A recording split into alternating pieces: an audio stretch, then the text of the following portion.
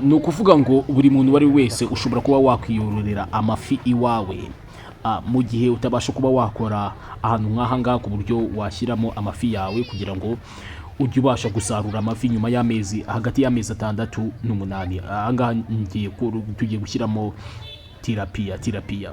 Rero ikintu cya mbere urabanza ugategura aho amafi yawe uzayororera. Ushobora gukoresha ibidomoro binini, ukaba wakoresha uburyo butandukanye, nyine ibintu binini bizajyamo amazi ukajya uyahindura. Ushobora no gukoresha amazi wenda y'umugezi cyangwa se amazi y'isoko.